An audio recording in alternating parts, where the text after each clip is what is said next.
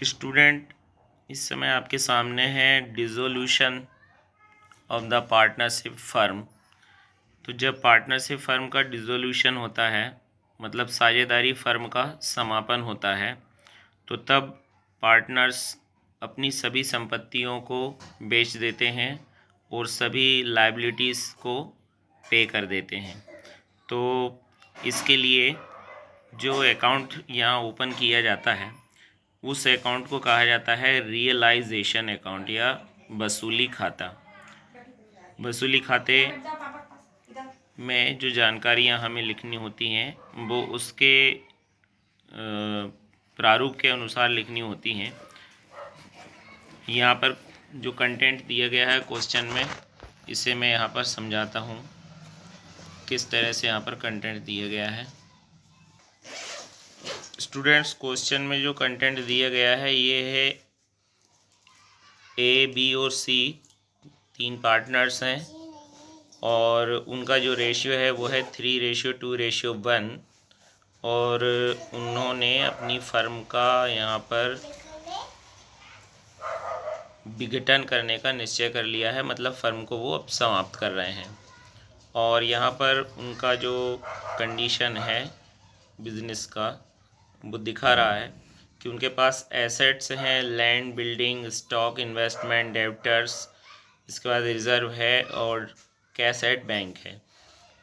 इधर उनका लायबिलिटीज़ दिखा रहा है, क्रेडिटर है, ए का लोन है, ए का लोन मतलब पार्टनर का लोन है, ये रिज़र्व फंड है, इसके बाद कैपिटल है यहाँ पर ए, बी और सी तीनों की। अब यहाँ पर होता ये है कि जब वो अपनी पार्टनरशिप फर्म को समाप्त करते हैं तो तब वो अपनी एसेट्स को बेचकर पैसे वसूल करते हैं और लायबिलिटीज़ जो हैं उनको चुकाते हैं। तो उसका जो डिस्क्रिप्शन है वो यहाँ पर नीचे दिया गया है, जिसमें लिखा है कि स्टॉक और डेब्टर्स जो होते हैं उनसे 33,000 और 42,000 रुपीज़ वसूल हुए हैं। इसके बाद यहाँ है बिल्डिंग और लैंड। बिल्डिंग और लैंड को उन्होंने सोल्ड कर दिया है, बेच दिया है, जिससे 40,000 रुपीज़ उनको मिला है। फिर यहाँ पर लिखा है कि पार्टनर जो बी है उसने इन्वेस्टमेंट ले लिया है 8,400 रुपीज़ में। इसके बाद है यहाँ पर क्रेडिटर्स को 33,000 रुपीज़ पेमेंट कर दिया गया है और आगे बताया गया है कि जो आउटस्टैंडिंग एक्सपेंस थे उसके लिए 5,000 रुपीज़ अभी चुकाए गए हैं। और आगे बताया गया है कि डिसोल्यूशन एक्सपेंसेस हुए हैं, समापन व्यय 18,000 रुपये के, जिसे भी यहाँ पर पे किया गया है। और लास्ट में बोला गया है कि यहाँ पर वसूली खाता बनाइए, मतलब रियलाइजेशन अकाउंट यहाँ पर तैयार कीजिए। तो रियलाइजेशन अकाउंट तैयार करने के लिए हम फॉर्मेट तैयार कर लेते हैं, आइए। तो स्टूडेंट्स, हमने यहाँ पर ये वसूली खाता या रियलाइजेशन अकाउंट का फॉर्मेट तैयार कर लिया है। अब इस फॉर्मेट में हम यहाँ पर जो कंटेंट दिया गया है क्वेश्चन के अंदर उसको लिखते हैं। तो जैसा कि फॉर्मेट के अकॉर्डिंग आपका जो भी एसेट्स यहाँ पर फिक्स्ड एसेट्स हैं ये सब डेबिट साइड में आ जाएंगे और आपके लायबिलिटीज़ जो हैं वो क्रेडिट साइड में आ जाएंगे। इसके बाद में किसी पार्टनर ने अगर कोई एसेट्स ली है तो वो क्रेडिट साइड में आ जाएगा और किसी पार्टनर ने अगर लायबिलिटीज़ लिए हैं तो डेबिट साइड आएगा। एसेट्स को अगर हम बेचेंगे तो क्रेडिट साइड में आएगा और लायबिलिटीज़ का पेमेंट करेंगे तो डेबिट साइड में आएगा। कुल मिला के जो इनकम होती है वो क्रेडिट साइड में और एक्सपेंडिचर्स जो होते हैं वो डेबिट साइड में लिखेंगे। तो इस तरह से हमारा ये रियलाइजेशन अकाउंट तैयार हम करेंगे। तो हम यहाँ पर लिखना स्टार्ट करते हैं।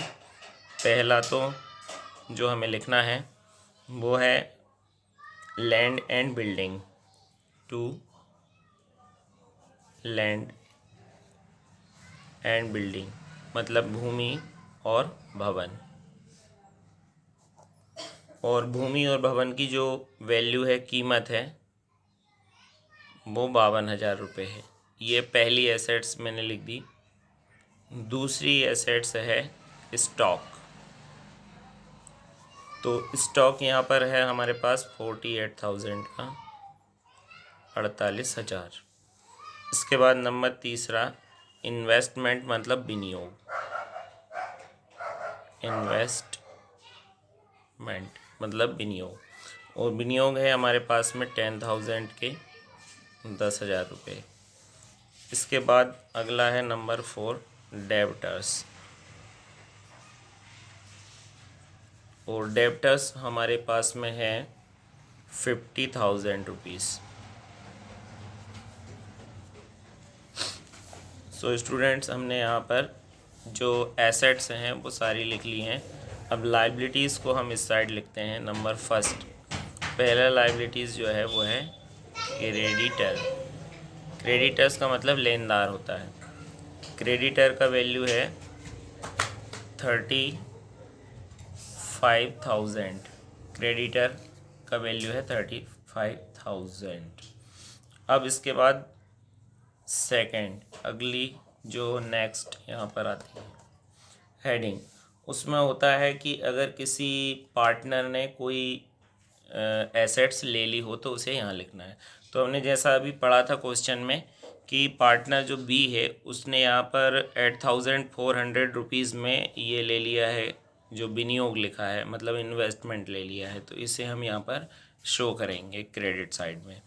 तो क्रेडिट साइड में नंबर फर्स्ट सेकंड पर यहाँ जिसने लिया है उसका नाम लिखेंगे। जैसे बी ने लिया है तो बी का नाम लिखेंगे और वीज़ कैपिटल अकाउंट, इस तरह से इसको लिख देंगे।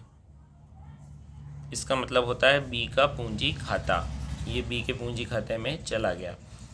और 8,400 इसकी वैल्यू है, 8,400 रुपये में बी ने ये विनियोग ले लिए। इसके बाद में अगला यहाँ पर नंबर आता है नंबर थर्ड। यहाँ पर आता है कि पार्टनर्स लोगों ने जो एसेट्स बेची तो उससे कितना पैसा आया है। तो ये यहाँ पर आप देख सकते हो, स्टॉक और डेब्टर्स से ये 33,000 और 42,000, और यहाँ पर लैंड एंड बिल्डिंग से ये 40,000 रुपीज़ हमको मिला है, जो कि हमें यहाँ पर एंटर करना है। तो आइए हम इसको एंटर कर देते हैं। यहाँ लिखेंगे हम बाय कैश अकाउंट। ये कैश हमारे पास आया है, और जो कैश हमारे पास आया है वो पहला तो आया है 33,000, दूसरा 42,000 और तीसरा है 40,000।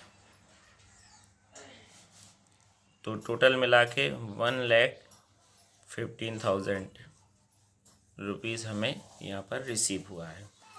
ओके, हमने इस साइड जो कंटेंट आना था वो सब लिख दिया है। अब हम इस साइड का कुछ कंटेंट है, जैसे मैंने आपको पहले बताया था कि एक्सपेंडिचर्स सब डेबिट साइड में लिख दिए जाते हैं। तो एक्सपेंडिचर्स में अभी हम देखते हैं क्या क्या एक्सपेंसेस हैं। जैसे कि यहाँ पर हमने अभी देखा तो 33,000 ये क्रेडिटरों को पे किया गया है, और 5,000 ये जो दिया गया है ये कुछ आउटस्टैंडिंग का है, और ये 18,000 दिया गया है ये डिसोल्यूशन का है। तो ये सब कुछ यहाँ पर इंटर हमें करना है। तो आइए हम इसे इंटर करते हैं। सबसे पहला तो क्रेडिटरों का पे किया है, तो यहाँ पर लिखेंगे टू कैश अकाउंट, और यहाँ पर हमें लिखना है पेड क्रेडिटर्स, और क्रेडिटरों को पे किया है 33,000।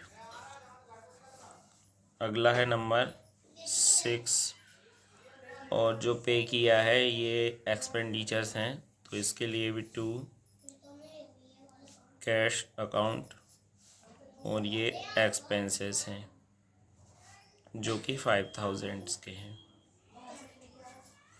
इसके बाद नंबर 7, डिसोल्यूशन के एक्सपेंसेस भी यहाँ पर हमें लिखने हैं टू कैश अकाउंट, और यहाँ पर डिसोल्यूशन के एक्सपेंसेस वो हैं 18,000, 18,000।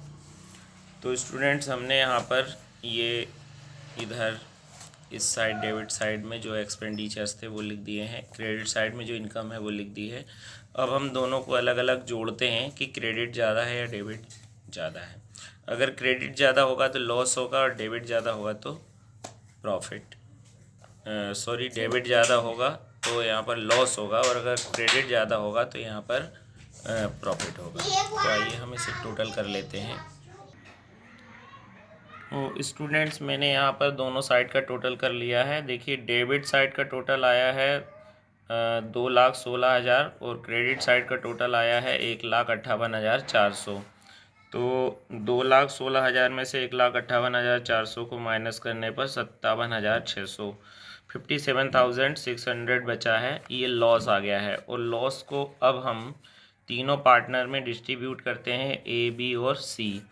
तो तीनों का जो रेशियो दिया गया था वो दिया गया था, यहाँ पर देख सकते हो आप, 3:2:1।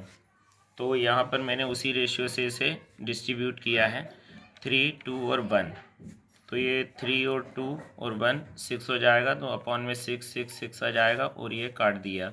6 से इसे काटेंगे तो 9,600 9,600 9,600 ये कट जाएगा।